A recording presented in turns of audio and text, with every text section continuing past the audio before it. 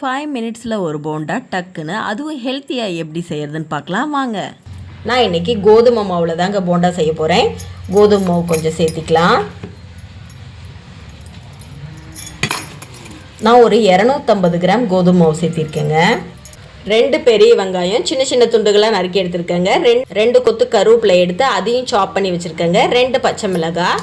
இப்போ இது எல்லாத்தையும் கோதுமை மாவு கூட ஆட் பண்ணிக்கலாம். 1/2 ஸ்பூன் மிளகாய் தூள் சேர்த்திக்கலாங்க. அவ்வளோதாங்க. இப்போ இதை தண்ணி ஊற்றி நல்லா நம்ம போண்டா மாவு பதத்துக்கு கரைச்சி எடுத்துக்கலாங்க. 1 ஸ்பூன் சோடா உப்பு போட்டுக்கலாங்க. இப்போ நல்லா மாவை நம்ம பிசைஞ்சு எடுத்துக்கலாம். இந்த பதத்துக்கு போண்டா மாவை கரைச்சி எடுத்துக்கோங்க. ரொம்ப தண்ணியாக இருந்தாலும் எண்ணெய் குடிக்குங்க போண்டா. அதனால் இந்த மாதிரி நம்ம எண்ணெயில் விடுற மாதிரி கரைச்சி எடுத்துக்கலாம். எண்ணெய் நல்லா காஞ்சிருச்சிங்க. இப்போ நம்ம மாவை சின்ன சின்ன உருண்டைகளாக போண்டா மாதிரி போட்டுக்கலாங்க. பாருங்கள், இப்படி மாவை எடுத்து இப்படி கிள்ளி விடலாம். சின்ன சின்னதாகவே போடலாங்க. அப்போ தான் நல்லா உள்ளே வெந்து வருங்க. பால்ஸ் மாதிரி நல்லாயிருக்கும். குழந்தைங்க ஸ்கூல்லேருந்து வந்த உடனே டக்குன்னு ஸ்நாக்ஸ் கேட்டாங்கன்னா இதை வந்து நம்ம ஈஸியாக செஞ்சு முடிச்சிடலாங்க. கோதுமை மாவு மட்டும் வீட்டில் இருந்தால் போதுங்க. நல்ல மொறு மொறுன்னு இருக்குங்க போண்டா.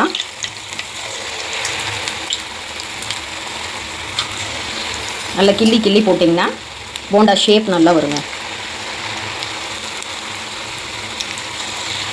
ஒரு 5 நிமிஷத்தில் செஞ்சிடலாங்க. 2 நிமிஷம் வேகட்டுங்க. நம்ம திருப்பி விட்டுடலாம். பாருங்கள், பபிள்ஸ் எல்லாம் கொஞ்சம் ஓரளவுக்கு அடங்கிருச்சிங்க. நல்லா திருப்பி திருப்பி விடலாங்க. போண்டாவை நல்லா கோல்டன் ப்ரௌன் ஆனவுடனே நம்ம எடுத்துடலாம். போண்டா நல்லா வெந்துருச்சுங்க. இப்போ இந்த ஸ்டேஜில் நம்ம போண்டாவை எடுத்துடலாம். சுட சுட கோதுமை மாவு போண்டா ரெடிங்க. வாங்க சாப்பிட்டு பார்க்கலாம். பாருங்கள் எவ்வளோ கிறிஸ்பியாக இருக்குது. உள்ளே பாருங்கள் பொற பொறன்னு இருக்குங்க. சூப்பராக இருக்கும். நான் டேஸ்ட் பண்ணி பார்க்குறேங்க. சூப்பராக இருக்குங்க. நீங்களும் உங்கள் வீட்டில் கண்டிப்பாக ட்ரை பண்ணி பாருங்கள்.